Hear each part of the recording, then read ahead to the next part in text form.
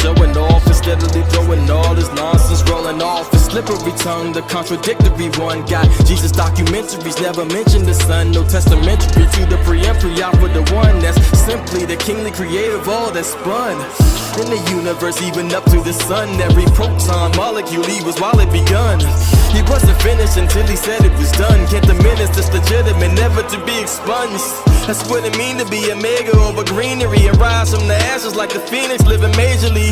That was the scenery from who they thought the cabinetry. Extraordinary majesty, that's why we call him Christ the King. When the enemy coming like a flood, we gon' lift up a standard like what?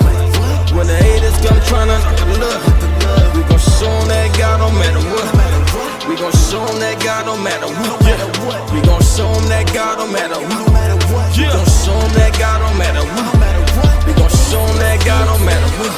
See, there's always gonna be those people that try to pay off their evil. They try to keep it all legal, they gotta make it look regal. But chickens don't fly, and egos don't fry. So all you gotta do is be you, ignoring the lies. Then eventually the people will see it's all a disguise. Cause your enemy will bury himself in his own demise. Then the Lord will avenge you and flip the plans they devise. The attacks to your character buried to their surprise. In your silence there was power you ain't even recognized. So she focused on that cross, my God, don't compromise. And let that standard in you just begin to arise. The inheritance that God has for you is the prize. Christ moves natural for you and never contrived. Keep yourself healthy in Him and never deprived. King time, build the empire in overdrive. As I thrive in my winnings in the Father, I'm alive. When the enemy comes up a split, what?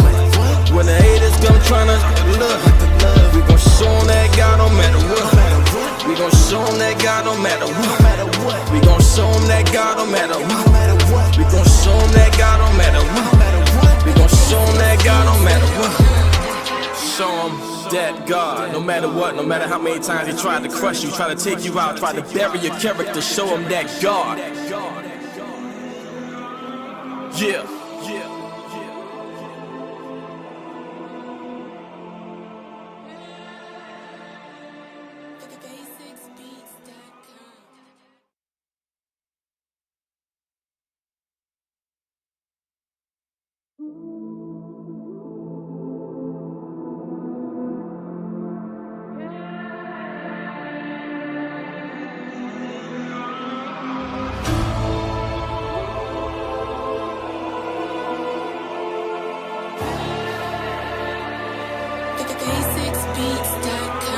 See, there always gonna be debaters that try to relate the Savior to Vegas. Like this the party they making it irritating. There's always a know-it-all that gotta be showing off instead of throwing all his nonsense rolling off. His slippery tongue, the contradictory one. Got Jesus documentaries, never mentioned the son. No testamentary to the pre-entry out for the one that's simply the kingly creator of all that's spun in the universe, even up to the sun. Every proton molecule he was while it begun.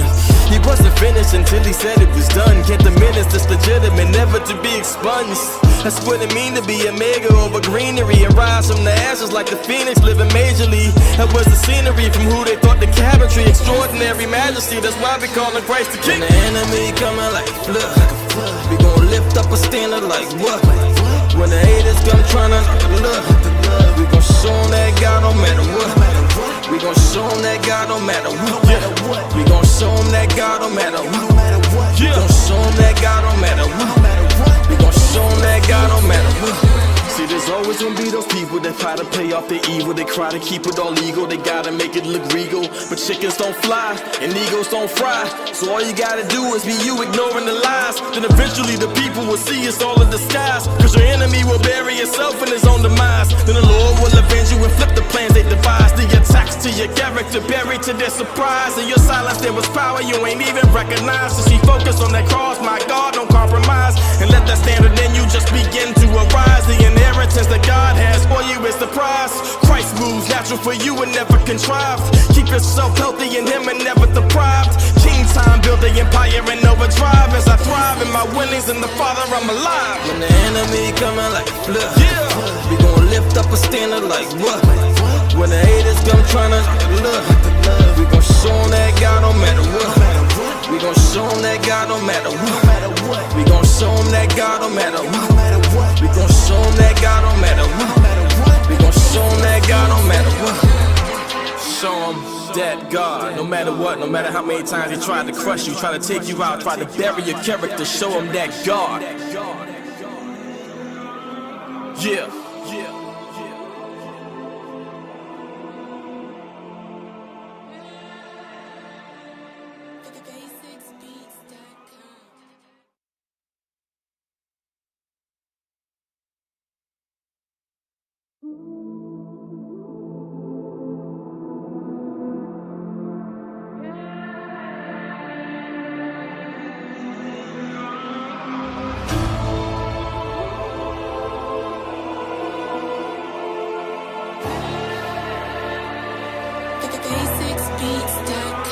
See, there always gonna be debaters that try to relate the Savior to Vegas. Like this the party they making it irritating. There's always a know-it-all that gotta be showing off instead of they throwing all this nonsense rolling off. The slippery tongue, the contradictory one. Got Jesus documentaries, never mention the Son. No testamentary to the preemptory out for the one that's simply the kingly creator of all that's spun in the universe, even up to the sun. Every proton molecule he was while it begun.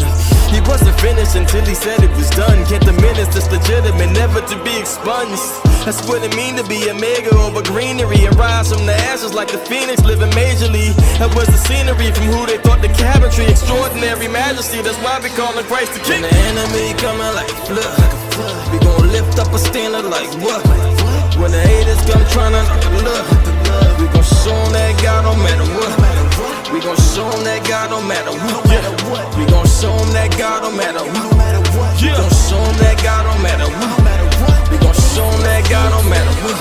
See, there's always gonna be those people that try to play off their evil. They try to keep it all legal, they gotta make it look regal. But chickens don't fly, and egos don't fry. So all you gotta do is be you ignoring the lies. Then eventually the people will see it's all in disguise. Cause your enemy will bury himself in his own demise. Then the Lord will avenge you and flip the plans they devise. The attacks to your character buried to their surprise. In your silence there was power you ain't even recognized. So see, focus on that cross, my God, don't compromise. And let that standard in you just begin to arise. The inheritance that God has for you is the prize.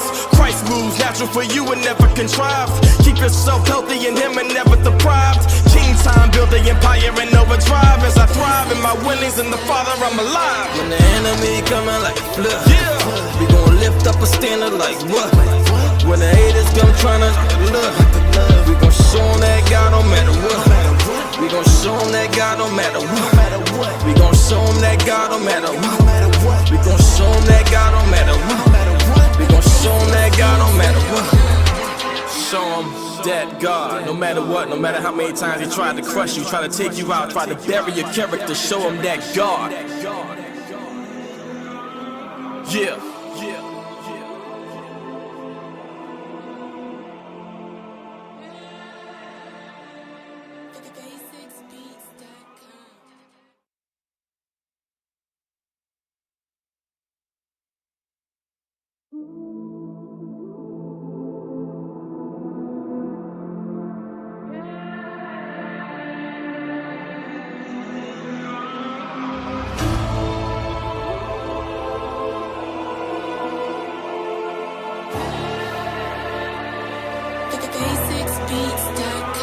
See, there always gonna be debaters that try to relate the Savior to Vegas. Like this the party they making it irritating. There's always a know-it-all that gotta be showing off instead of they throwing all this nonsense rolling off. The slippery tongue, the contradictory one. Got Jesus documentaries, never mention the Son. No testamentary to the preemptory out for the one that's simply the kingly creator of all that's spun in the universe, even up to the sun. Every proton molecule he was while it begun. He wasn't finished until he said it was done. Can't diminish this legitimate, never to be expunged. That's what it mean to be a mega over greenery and rise from the ashes like the phoenix living majorly. That was the scenery from who they thought the cabinetry. Extraordinary majesty, that's why we call him Christ the King. When the enemy coming like a flood, we gon' lift up a standard like what?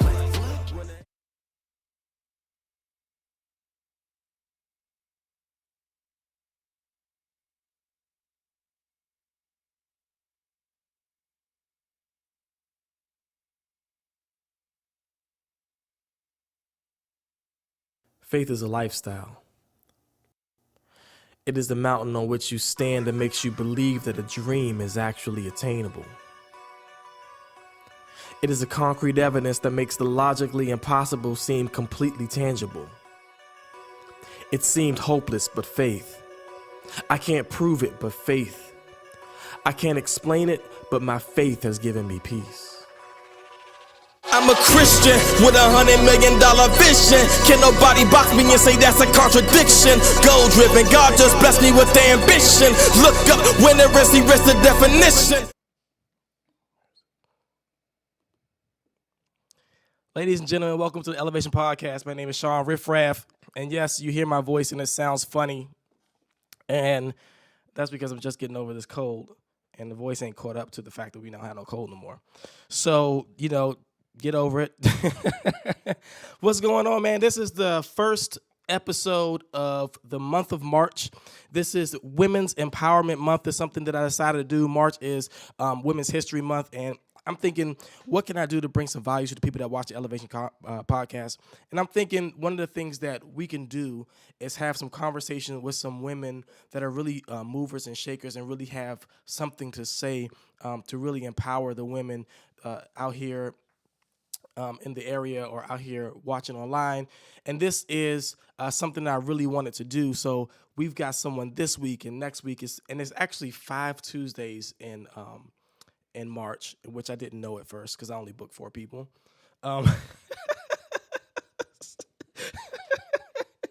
Probably should have looked at the calendar first.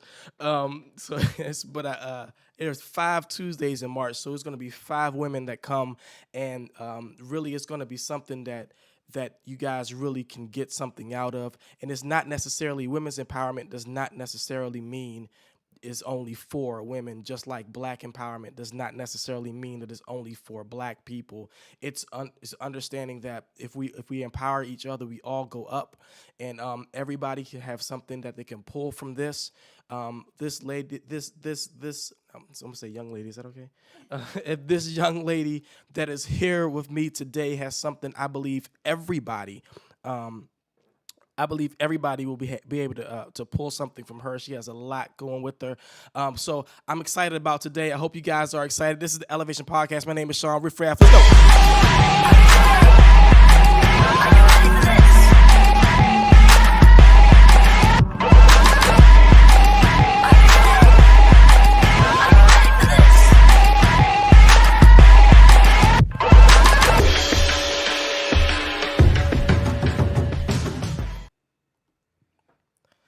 Ladies and gentlemen, welcome to the Elevation Podcast. My name is Shawn Riff-Raff, and I am sitting here today with a special guest of mine. She is here for Women's Empowerment Month. Her name is Melodie N. Blackwell. Hold up, let me try that again. Her name is Melodie N. Black. Did I say that right? You said it right. Okay. You got it. I thought you were about to call me meringue pie or something. Oh, no. I don't even God. like meringue pie. I love meringue pie. There is so much. I think, like I told you before we started, I think it's interesting to have a conversation because I don't really know you. Right. And so a lot of the guests of the Elevation Podcast have been, people just, I know, or just, in my Rolodex. And right. Just, pick the phone up and say, hey, can you come do my podcast? Right. And so in Women's Empowerment Month, I wanted to step out a little bit and start to see kind of movers and shakers and who's out here, who's doing what. And so I think the most appropriate, and it's funny because you were scheduled to come next week, right. And then there was a schedule change, and then you came this week. But I'm like, wow, actually, this is probably best.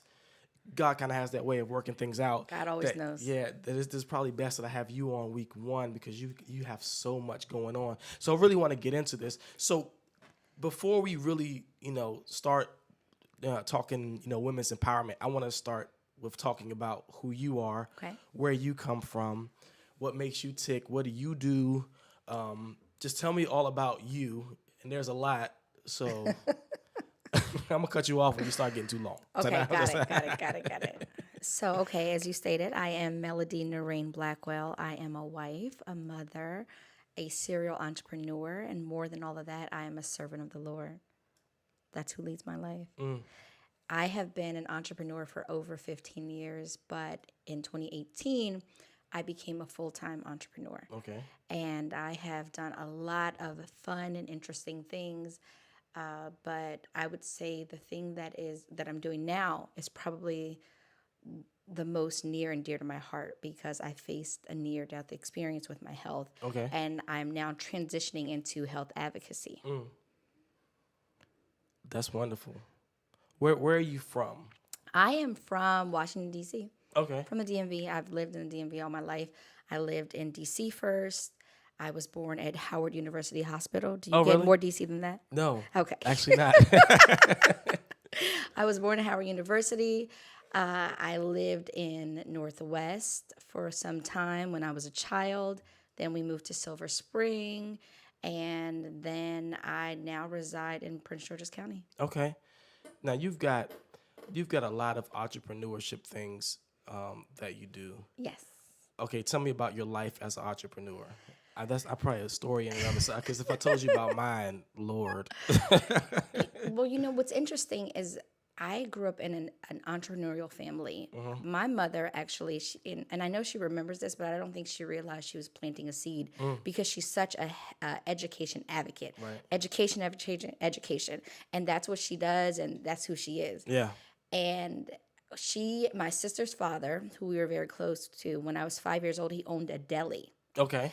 And I would go with her to that deli, and she would allow me to make the snow cones for all of the people that would come in. And I would make these flavors. And it really started there with her in that aspect, but also my grandmother on my dad's side.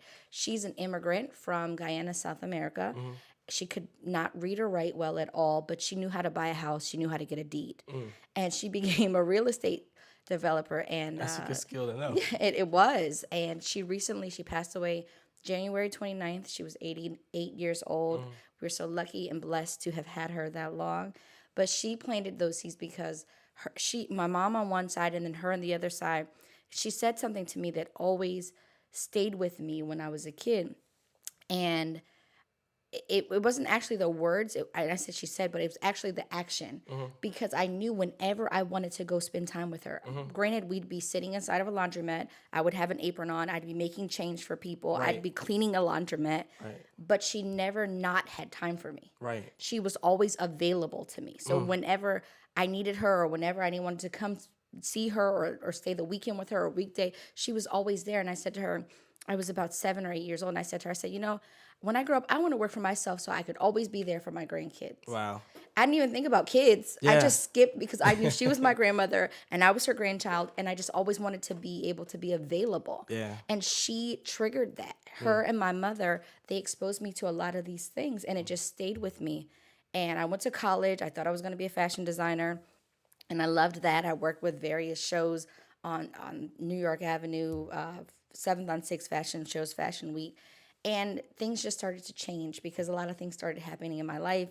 I moved back here and from New York, and I worked for several different major corporations as their executive assistants to these CEOs of billion-dollar companies. Right. And I just used that as my on-the-job training for corporate America because I was already exposed to entrepreneurship. Right. So I didn't need that training. I needed corporate training.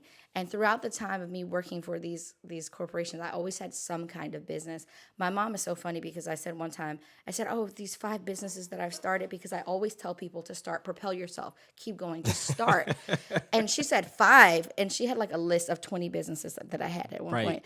I said, you don't have to embarrass me. I'm just telling people to start. You don't have to say I've started all these businesses, but truthfully, I was always starting some kind of business because I believe that if you start something, you can move forward. If you don't start, it's just there. Yeah, if you don't start, if you don't. Yeah, it's just there. So I've had an event planning business. I've been a partner in a bridal shop.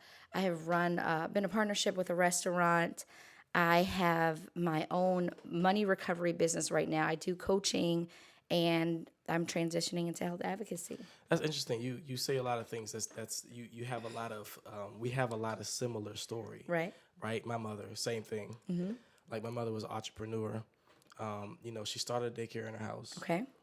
And then she grew from the house to her first daycare, to her second one, to her third one, And so I and during that process, I had to probably play every role of a daycare center you Absolutely. could play. Yes. From grocery shopping to, to Cleaning, to watching registering. kids. Right, exactly. Yeah. So, and everybody in the family sort of worked, but, my mother always gave me more of the business roles of the daycare. Like Right. she would teach me, taught me how to do payroll. She taught me how to do all this other stuff. Absolutely. So my entrepreneurship sort of gene definitely came from my mother. But I think it's my grandfather was the same. So I think it was it's sort of in your DNA. It is. What's that? That's completely like, that's so funny because if somebody has to tell you about how many businesses I've started, No, that's the story of my mom. Like, she and I even have a business together now. We have a shoe company, Soul Savers Shoes. And it's so funny because now she's older and she feels more comfortable in her abilities as an entrepreneur. She's doing other things. She makes jewelry or pillows, and she sells these shirts that she's making. And I'm like, Mom, it's always been inside of you. But when you're a young mother, my mom had me when she was 20. I think that her thought was, I can't jump out there because anything that would risk me not being able to provide for my child Right. is not something that I can afford. right. So I think like it was kind of suppressed, but it was there in her because she has all the skills and abilities. Right. I've gotten them from her and my grandmother. Right. That's so interesting. So what's your primary business now? Well, it's interesting that you say that because everything that I have going on, always primary. it pulls at me at that moment. Yeah. But I would say the business that my mom and I work together, that's one of the top businesses, Soul Savers. I am slowing. What is that? Soul Savers are. What's funny is I started Soul Savers because of my niece's sickness. She has congenital heart defect, and we started it because we said every soul has a soul, like the bottom of your foot soul, and then the human soul. And we started that for that purpose. And I was having issues with my feet after I had my son. What I didn't know is that I was at the early stages of Crohn's disease. So I was really starting a business that actually would benefit me because it was started to help and serve others. Okay. So that's our primary, like, together. But I have backed away from some of my other things. And right now I'm really focusing on Kochi, which means Color of Crohn's and Chronic Illness, which is a nonprofit that I'm beginning to grow. It will be launched in a couple of weeks, and just my patient and health advocacy and empowering people to self-advocate or to lean on those that are in their lives to be caregivers and support for them. Tell me tell me your story on your Crohn's disease. So Crohn's is such a crazy, interesting disease. Wow, it's really crazy because people think of Crohn's when they finally find out what it is. They say, "Oh, IBD, inflammatory bowel disease. You have something with your stomach, or you can't use the bathroom." Right. That's not the situation for me. My Crohn's probably started when I got pregnant. It probably flared up something and woke something up in my body because I dealt with massive amounts of swelling. I was like, have you ever seen Nutty Professor? And you know how Buddy Love, his lip would just start swelling up? Literally, I would be sitting here talking to you and your eyes would start to get big and you'd be like, yeah, there's something going on with your lip. And that would happen to me just randomly. I went to these doctors, they couldn't figure it out. And I started eating organic. And when I started eating organic, that helped to cause some of the symptoms to subside, but nothing ever really went away. Okay. Fast forward to 2017, I started having these pains in my feet. And the doctors were saying, you have gout. You have gout or a hairline fracture. And it wasn't revealing any of that until I had an MRI. A doctor said, no, you have something autoimmune going on. It's not gout. It's not a hairline fracture. They had put a boot on me. And I was starting to deteriorate physically because we didn't know what it was. I was also at the same time in May. And I said, I think I have an infection. There's something wrong with me. And I feel this way, I feel that way. And I had ignored a lot of symptoms. I was dealing with fatigue. I'm a person that remembers everything. My best friend always says, if you want it to be forgotten, don't tell Melodie.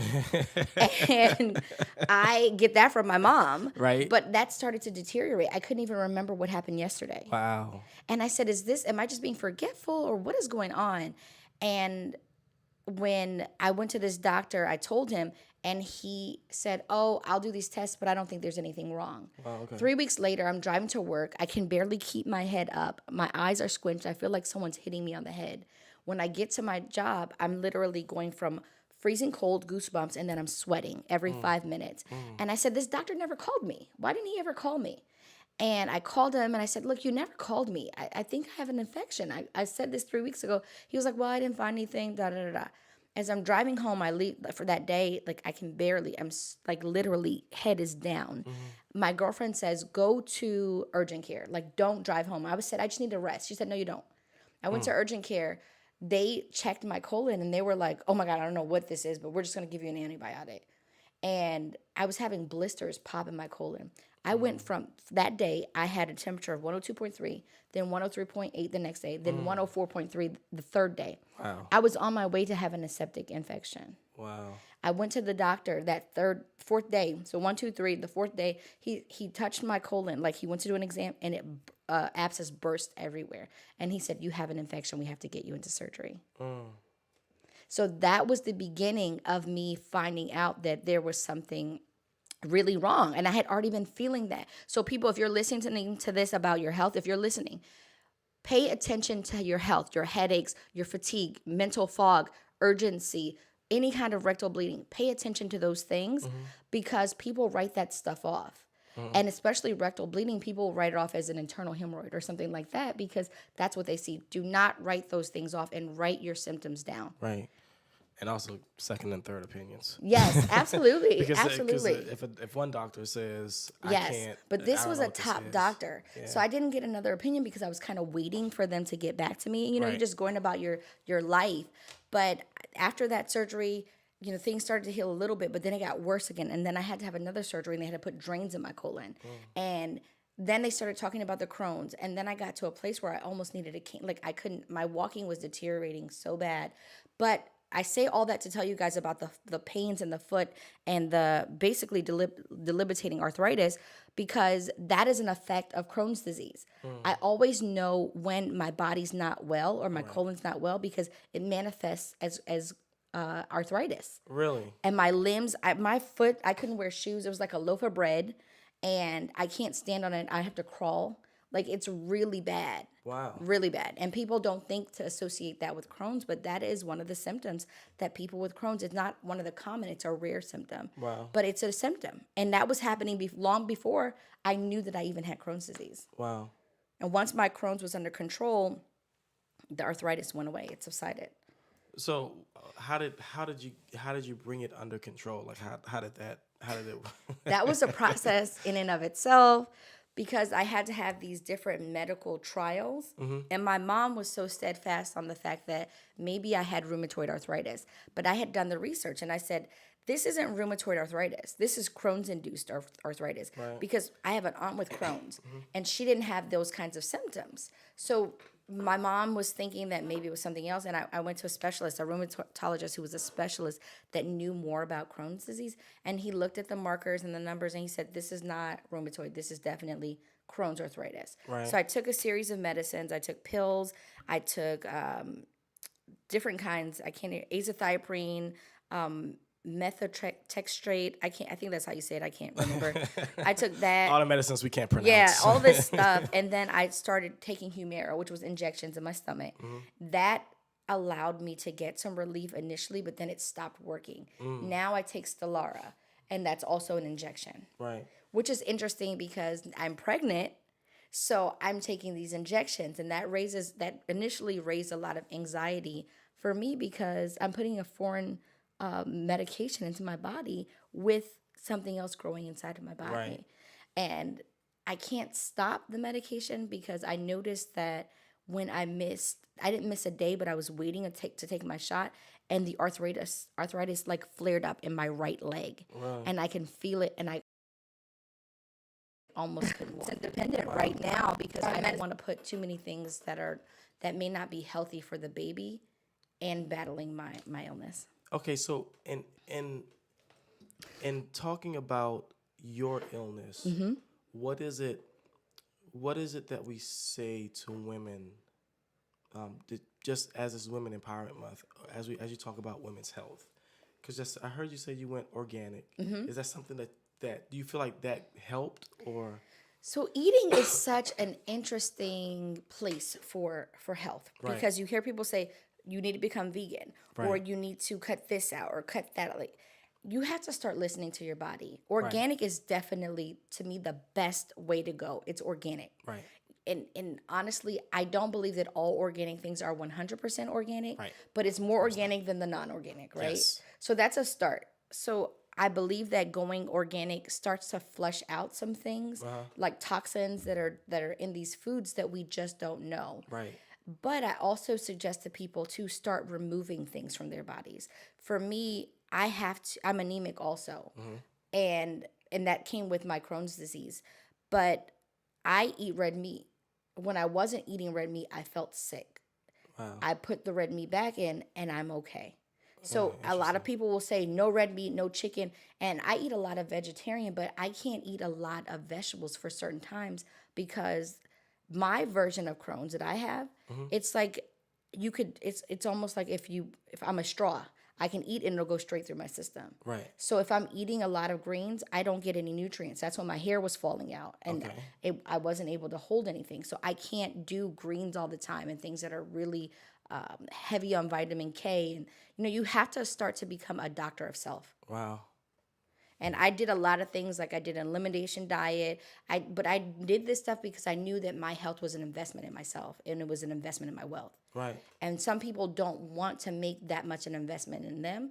But I'm a business owner. I'm a mom. I'm a wife. I have other people that depend on me. I have to invest in me because my investment in me, it pertains to their livelihood. Right.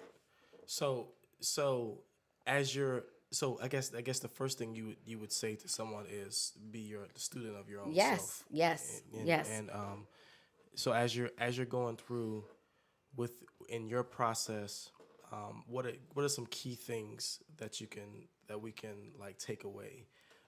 So I hear you say, understand your own body. Yes. And what is your own body saying? Because I think a lot of times we get into fad sort of diets, and I think that while vegan may have a lot of healthy parts of it, it kind of has become a fad diet. Right.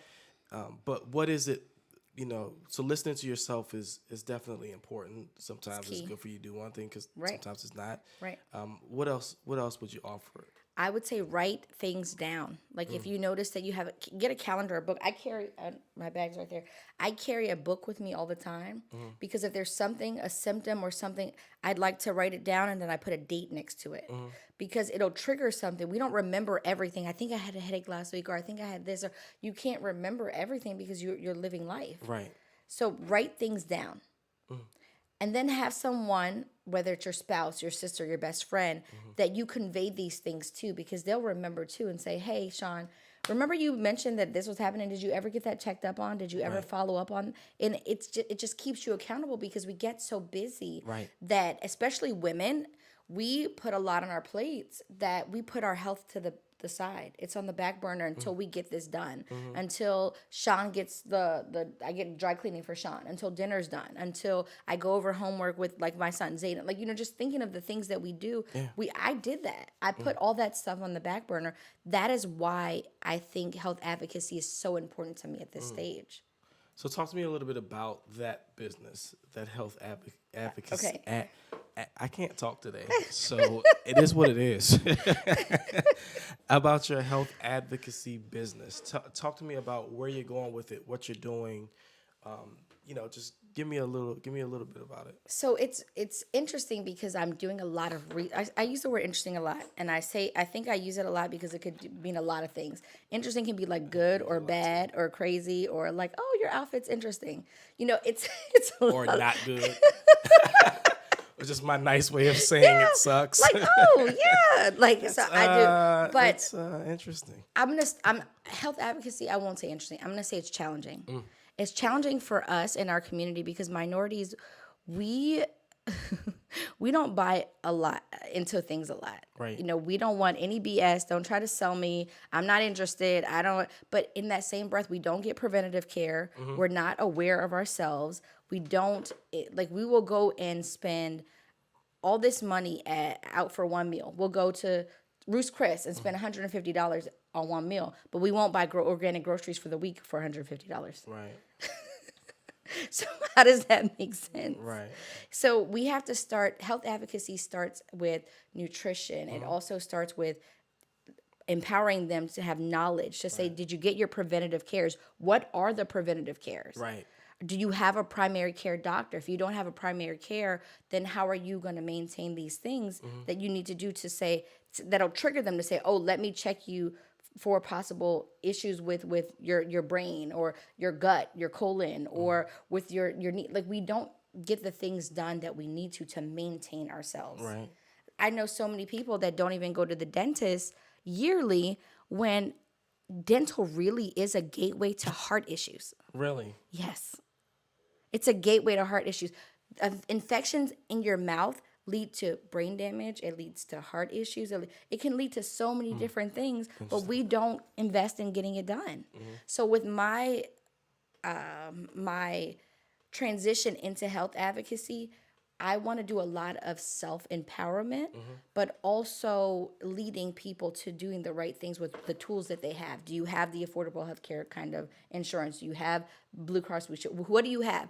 Okay, because you have this, these are the things that they provide to you every single year at no cost to you. Right. We don't take advantage of the no cost stuff, but we get mad at the things that we have to pay for. Right. There are a ton of no-cost stuff, too. Yes, there's tons of no-cost stuff.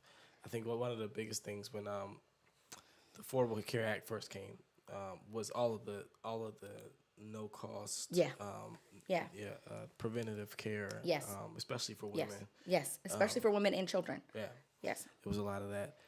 So basically, you are promoting that people take care of themselves. Yes. Yes. Yeah, I get it. Well, what I learned when I was diagnosed with Crohn's and I started telling my whole story, before I knew I was diagnosed, I was telling people I was getting sick because I was losing like 2 to 3 pounds a week. So I was posting my videos, they were following me, but so many people would message me and ask me questions, and I loved to be able to support them and help them, and I was. But then the more I started to do it, I said, people need a voice that they trust. Right. That's the issue. It's not the issue that they just don't want to do it. Right. They don't trust who's telling them or feeding them the information because they don't look like you. Right. And they haven't gone through anything that proves that they can speak to you and what you have going on. We are people that need to see something in validation. If the person is not validated, then they're not valid to us. Right. That's our community, period. Yeah. It's our community. I met Very much so. one man and he said, have you connected with this group or that group? And I said, just to be honest with you, no, because it's so whitewashed. And he was a white man. And he says, he put his hand, the little emoji he did this. And then he goes, you're absolutely right. And the next day I saw him at this conference and he said, I found somebody that will help you get funding if you want to really push your mission forward. And I said, wow, he knew that I was spied on, but he said, these companies, they want to hear from your group of people. Right. They really do, but we're like, no, we got the whole X. We're not talking to you. We're not doing nothing. Hear no evil, see no evil. We just are rejecting it. I think a lot of people don't know. Yeah. Especially when it comes down to funding your business. I think a lot of people don't know how much is out there to help them do things like fund their business. Yes.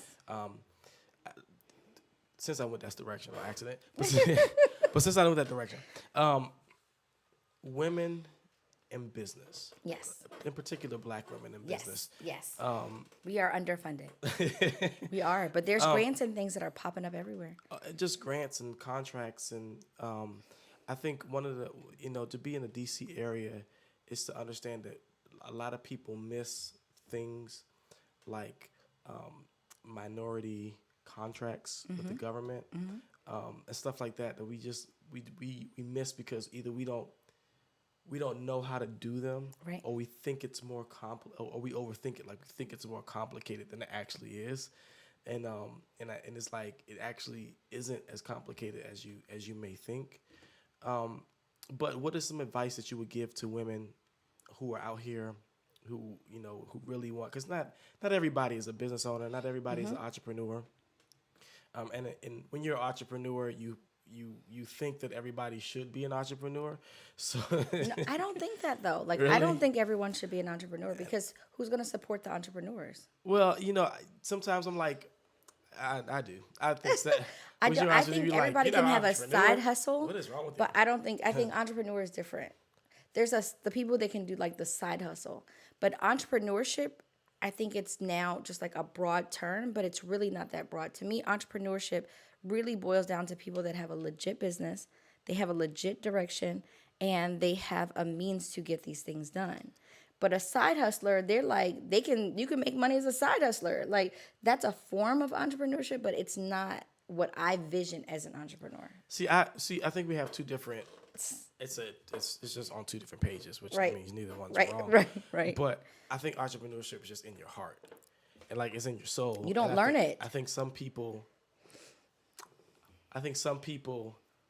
especially in our community, have it in their heart, but don't understand how to materialize it in Yes. real life. Yes. And I think if you have the entrepreneurship bug, it's nothing you can do about it. And if nobody, and I think like I was talking to another guest that I had, Pastor Fraser White, and he's starting to reform. Come out of prison. Okay, and it's a lot of young men that come out of prison that have the entrepreneurship heart. Yes. But the environment in which they grew up in Wasn't didn't give conducive. them the knowledge of what Yes. to do with this heart. Yes. So all they saw was to kind of put it into what they saw around them. Yes. Which was the wrong. This is Right. the wrong business. Right, right. But they have the management skills. Right. They have the distribution skills. Right. They have the skills. Exactly. A lot of skills. Exactly. And so so sometimes I'm like, but now what I meant when I said everybody, that's not really for everybody. Some people are built to be a part of the system. Right. Some people are built to lead the Right. system. Absolutely. And then, actually, most people are built to be a part of the system. Yes. And then, there are some people, special ones of us that are built, that get uncomfortable being a part of the system. We think too big. We can't do details right because we're thinking about everybody's position and, but what advice would you have for women who are, they've got that bug, they got that heart, and they're trying to figure it out? Writing it down. Write down your thoughts, because sometimes, especially I'm an entrepreneur that's always thinking of, I could do this, I can do that. I had to learn how to write my thoughts out to get them all out. Yeah. And once I get them all out, I can start putting them in buckets. There's this thing that I do is called mind mapping, because my mind would be all over the place. Like I would think Yeah. about so many different businesses and what I do with my clients, because I coach people in business also. So with my clients, I build a mind map for them so they can get everything out and everything is in a category. So while it's out and it's in a category, then you can start to go back and like break it down. This is what I need to do. Am I going to focus on this? I have to, whenever I'm starting these businesses, I have to at least give one business 90 days to 6 months, 90 to 180 days before I start saying, okay, let me go to something else. But if there's certain things that are going on within that 90 to 180 days, I may not be able to even go to something else. But we're so quick to not want to be in the growing phase, or we're afraid Yeah. to start something from the bottom, or we're afraid to say, well, people are going to see me as starting. Yes, they will see you starting. No, it's a What is tragedy. wrong with that? I think one of the most important parts about business is endurance. Yes. Which most people don't have. So when something doesn't go exactly the way they thought it's supposed to go, then they're on the quitter's lane. I've been doing one business for 5 years. It's been very slow, but it has some great clients. My business that I launched in 2018 when I was really sick, it grew to over 500 million in 8 months. So like everything is different. It's so different. But when I teach a course, Business as a Christian.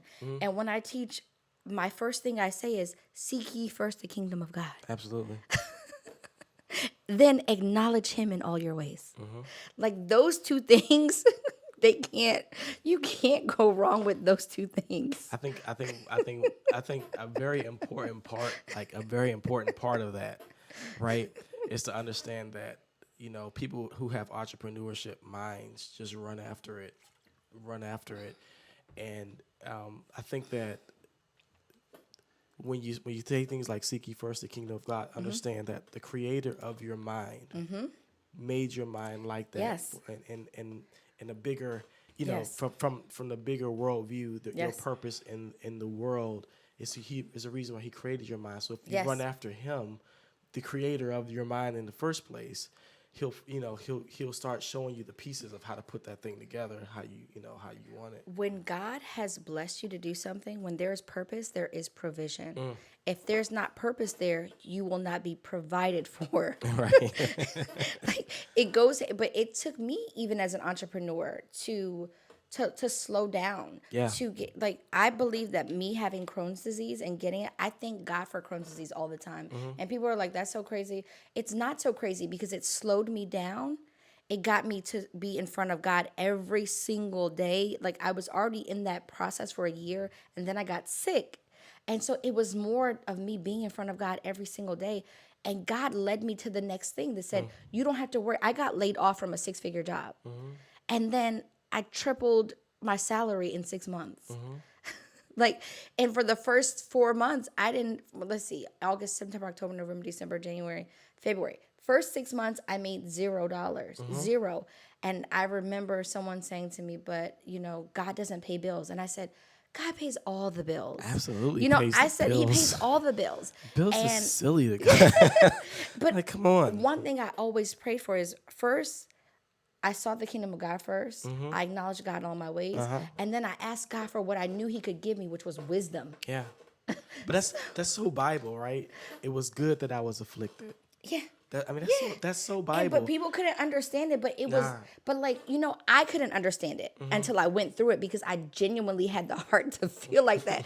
And it's the craziest thing to be in a place where you can't process food, so you're not getting any nutrients. Your hair's literally falling out in balls. You can't stand up.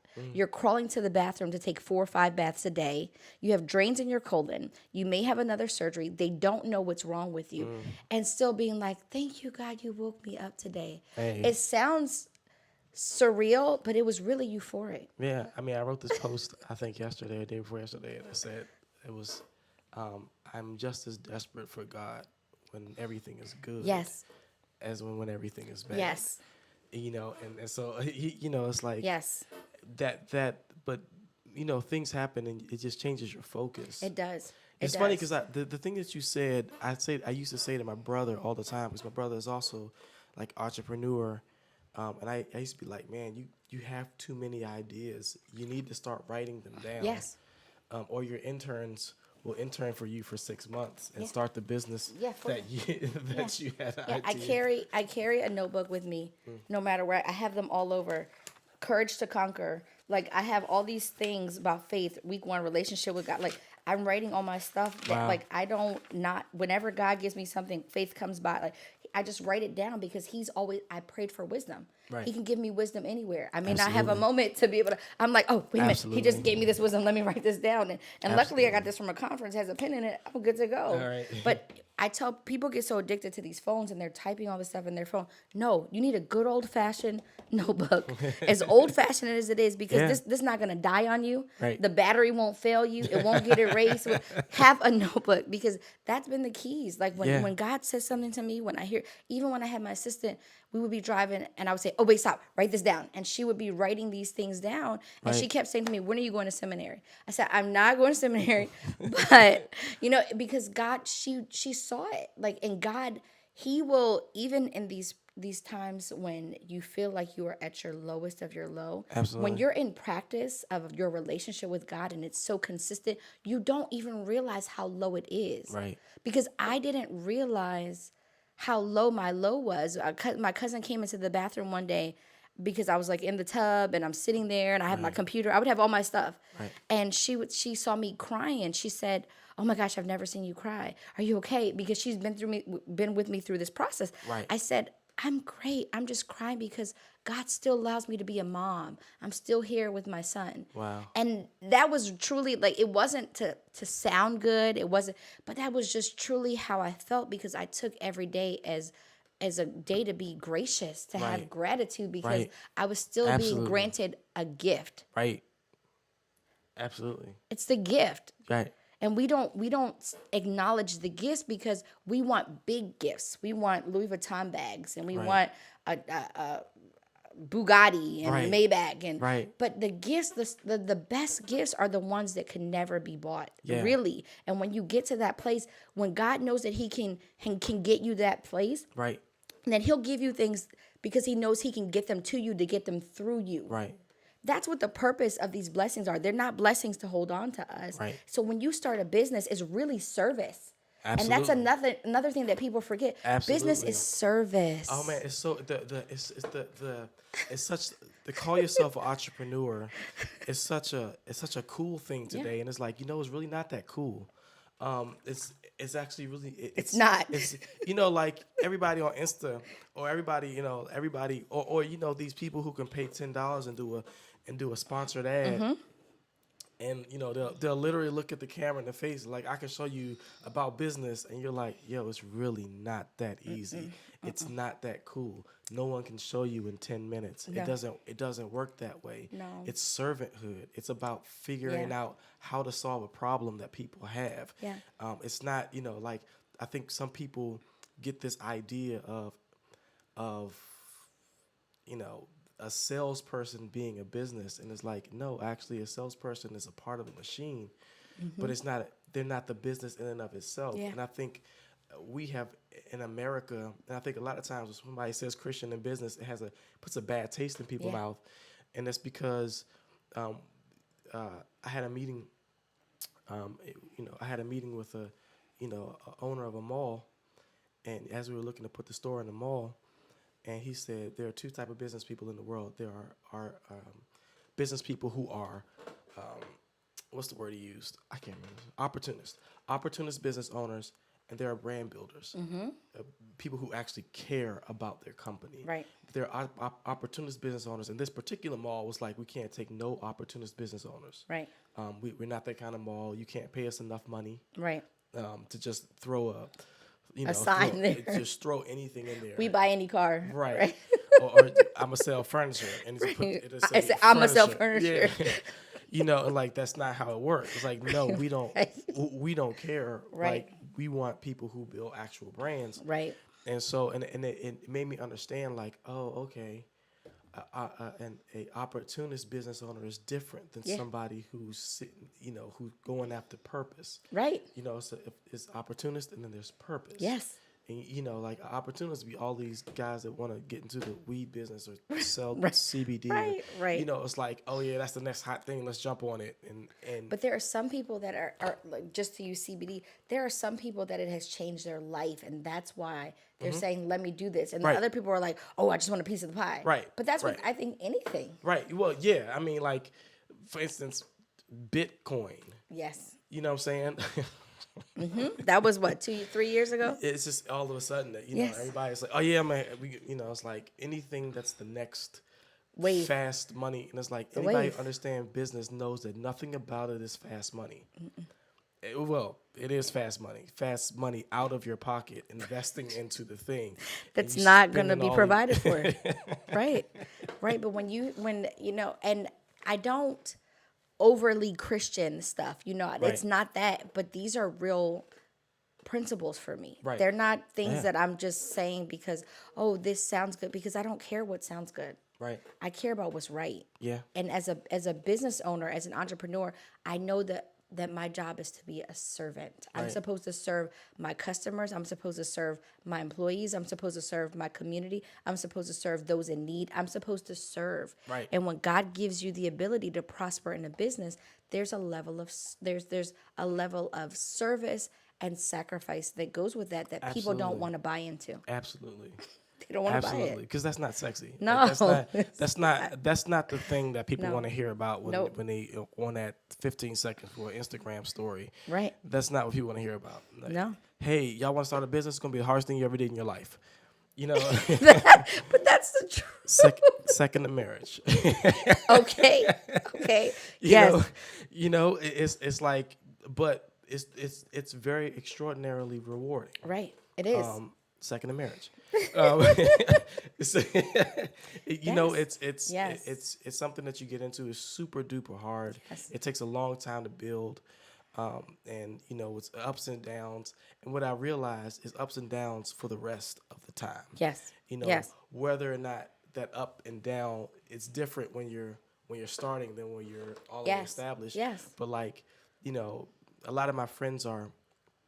I got a friend of mine that owns a bar in Baltimore, and you know he'll tell you, on any given night you be like, man, listen, you know, I just want to quit my job and open a bar, but then he'd be like, you don't want to do that around February, you know what I'm saying? Yes.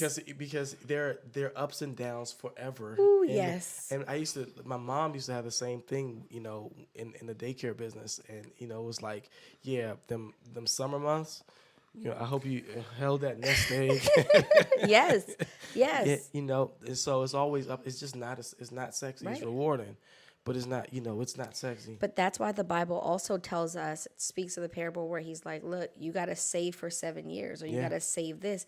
But that's not when you're not in business to be a servant, and Yeah. you're not in business to follow the rules that God has laid out for us, Yeah. you don't follow them. So Right. your suffering is different. Yeah, that's a good one. Suffering is different. Yeah. Because if you follow the word and you say, okay, I'm going to save this, I'm going to do this, because people forget that when they get that money in that they're supposed to be good stewards. Yeah.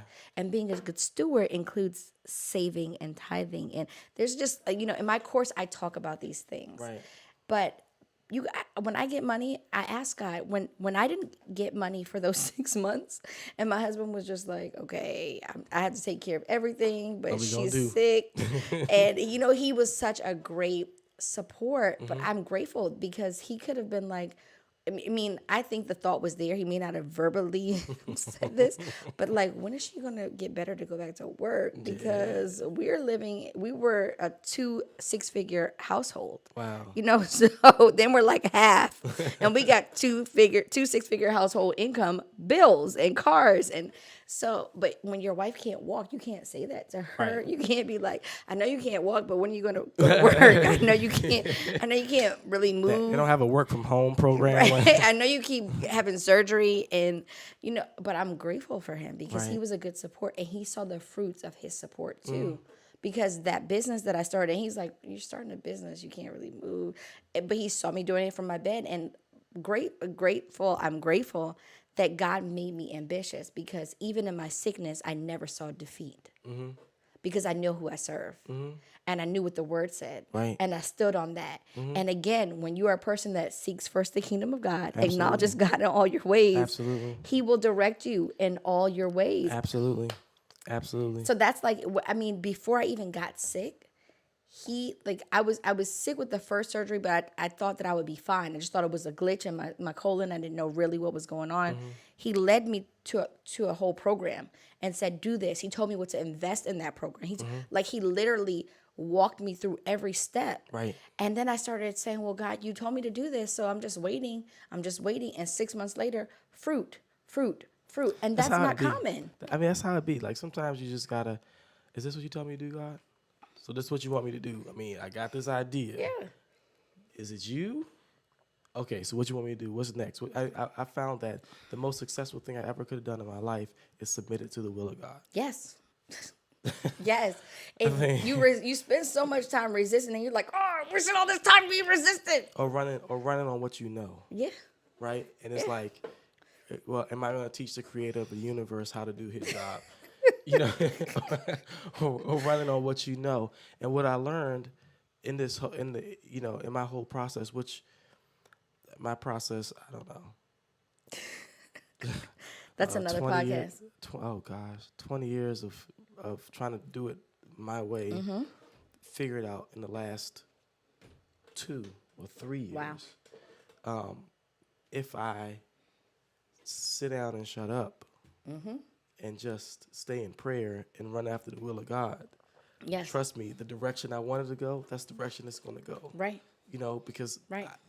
he made me the way Yes. I am Yes. for a purpose. Yes. So if he made me that way, he made for a purpose, just running the will of God. That was my thing. Right. And for me, where I am today is like, oh, okay. I should have did this whole will of God thing 15 years ago. Right, right. But a lot of times we're just thinking that we are in God's will, and it's not even that we're not in His will. You know what happens is we go into His permissive will instead of His perfect will. Yeah. And the permissive will That's is a the good way to put it. GPS that keeps saying, no, make the next left turn, and we're like, no, I'm gonna go straight. I know how to get there. Make the next left turn. U-turn. U-turn. U-turn. U-turn. U-turn. Like it keeps saying that, and finally it's like, okay, take this way, and you're supposed to be going to Alexandria, but you're ended up in Waldorf because you're going straight the way you Right. want to. Right. But there's still a way to Alexandria through Waldorf. You're just going all the way around the way. Absolutely. And that's what happens with God's permissive will. Yeah. Yeah, and he'll route you. He'll reroute you. You're like, don't worry. There was a lesson in that. Yes. I'm gonna keep teaching you the lesson until you Until get you back get to it. where I need you Yes. to be at. Yes. Yes. Yes. That's so real. It Let is. me teach you this lesson Again. 17,000 Again. times until I Again. get you where I need you to be Again. at. You're gonna Yes. get where you need to be at, but you're gonna have to hit your head against this wall until you realize there's a wall here. And I was telling you to take another direction because there's a wall there. Yes. Yeah, that's my story. But that's God. I mean, we all have that story, right? Yeah. When you're chasing purpose, but you don't have to chase purpose. It's going to chase you. Right. Right. It will chase you if you are seeking first the kingdom of God and Right. acknowledging God in all your ways. Absolutely. Like those are like the two easiest things to put as the guider for your life. Right. But we're like, I'm gonna let God know what I'm doing. And I talked about this one day. I said, we're not seeking God. What we're doing is we're saying, hey God, what's up? I want to let you know that I'm doing this today and I'm doing that. And we're just we're like informing him instead of letting him lead. Right. Let me pray for the thing I want. Yes. And not the thing that you want. Yes. You know what I mean? Yes, because God doesn't lay something in your heart that he's not going to He's lead not you gonna- to. Right. He wouldn't have given you that desire because that's God for you. Right. Right. It's not going to do that. Right. But we're afraid, like, you're not going to get me there the way I want to get there. You're not going to get me there fast enough. Or we get so fearful when the Bible tells us, I didn't give you the spirit of fear. Right. But we get so full of fear that we're like, I'm going to help you, God. God don't need your help. The last thing God needs is your help. God don't give you an idea he don't fund. Exactly. Right? Exactly. All you gotta do is follow him. He doesn't give you something he won't fund. Exactly. Exactly. And so that's one of there's so much stuff. Like me and you could sit here and talk for hours. Yes. Absolutely. We don't have hours, but we could sit here because there's a lot of you bring a lot of things to the table. Like I said, I think it was one of the best things to have you on first, because you bring a lot of stuff. You just bring a lot of things to the table. Knocking the mic over. Yeah, that's not insured. I'm gonna have to charge you for that. No, what is we're running down on our time. Okay. What is it if you have a final statement? So there's two things I'm gonna do. The first thing is if you had a final statement to say. It's Women's Empowerment Series, and there's a final statement about what is it that you have to say, to the ladies out here. First thing is seek ye first the kingdom of God. That's first. But also, I think it's important for women to know that they're worthy. You were born worthy. Nothing makes you worthy that you can do because God made you worthy when he died for you. So if there's something that's on your heart, never feel like you're not valid or you can't get it done because you're not worth enough to get it done because you are born that way. That's a gift. When Jesus died for you, he paid the price for your whole entire worth. Last thing I want to say is nothing is too tough. We have to learn to invest in ourselves, and sometimes that means that the process may take you a little longer. It may not be as quick as you'd like it to be, and that's okay too because you don't have to rush time. Time is going to be there. Take a moment to connect with people that you need to connect with or to ask questions because it'll pass you by if you don't. It is hard being broke, and it is hard being an entrepreneur. Pick one. You're either going to be broke or an entrepreneur. And if you're not an entrepreneur, that's fine. Be committed to what it is that you're doing. If you're working, be the best employee. If you're supporting your family, be the best caregiver that you can be. But be committed to doing it because God will bless your commitment. You got a lot. I'll tell you, you got a lot. If there was one thing in a perfect world, let's say an imperfect world, Right. and the Lord gave you, he said, I'm going to give you the grace to change one thing about the world, right?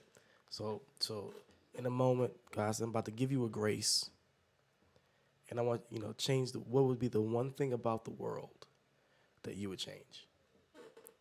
The division that goes on between black and white people that's still here today, I would change that. I would change that because it's to the detriment for both sides. There's no winning. Right.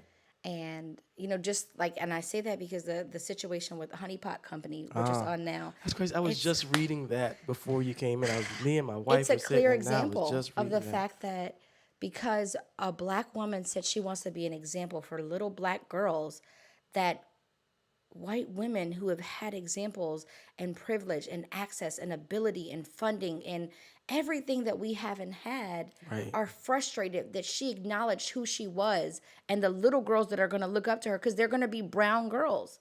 Right. They're going to be looking up. They're going to be black and brown and minority girls looking up to her. So it's something wrong for her to say as a black woman that she's doing something so that little black girls can look up to her. Right. Because they've looked up to white women forever. Right, absolutely. They don't have to say that because white women have been able to do these things. Yes, there's things that are oppressive on women as a whole, but black women have not been able to pave the ways in ways that they deserve. Right. Or they've been behind someone else's success. And they're successful, and we're successful, and we're doing things, we're making moves. And these little girls need to know that they can look up to someone who looks like them because representation matters. All she was saying in that statement was that representation matters. She didn't say, and no one else did. Right. She didn't say only black women always can buy that my products. situation. It's always that situation. Yeah. And when you have white allies, because they've stepped up and they've said things to acknowledge, like, I support Honey Pot. She didn't say anything like, oh, white little girls don't matter. That's not what she said. Right. She just said she wanted to be an example for this For group of look people like that her. have been oppressed. Absolutely. Yeah. Absolutely. I'm not That's funny. understanding. We just had that conversation too. All right, I got one more thing. What you Everybody got? that comes to the Elevation Podcast, we give gifts. Oh, gosh. You give gifts. I am such a bad gift receiver. Why is that? So maybe... Oh, I love it. I'll take that. I like to give gifts. I love that. This is my company. I love it. I give recycle. There's something in it too. Ooh, let's see. Uh-oh. I'm going to have to wear this shirt. Can I fit this with my baby in my belly? I don't know. I can get you Or am another I going size to have though. to wait? No, I think I got this. I can do it. How do I look in this? Can I get my name put on the back of it? Yeah. I'm going to come up with a cool, rap name. Okay. Okay, and I'm going to show you that I put my name on the back of it. Send me a DM with a verse too. Okay, I got you. I got you. Listen, thank you so much for coming through. It's my pleasure. It's been a wonderful conversation. I think a wonderful kickoff to Women's Empowerment Month. I don't think I could have had anybody better to really. Michelle Obama could have came. I mean, she is a close second. But I really appreciate it. Coming through. Thank you for having me. 4 flights of steps. with a baby. Y'all, do you know he had me walking up 4 flights of... No, I'm just kidding. They offered for me to come another way. I wanted to thug it out. It's been really great. It's been really, really great. So thank you very much. This has been the Elevation Podcast. This is Melodie N. Blackwell. Yes. I got it right. Yes, you did. I think.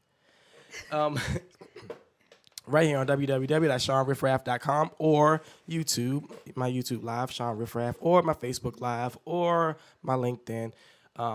If you want to watch the video, or most people who listen to this podcast are not going to be watching the video. They're going to be listening to it on iTunes or, Apple Podcasts or Spotify or wherever else you guys listen to podcasts at. It'll all be there probably tonight or tomorrow. So check it out. And once again, this is the Elevation Podcast. My name is Shawn Riff-Raff. Thank y'all for joining me. We'll see you next Tuesday, 7:30. We'll have somebody else here. We'll still be talking women's empowerment. It'll still be great. And I'll see you then. Peace out.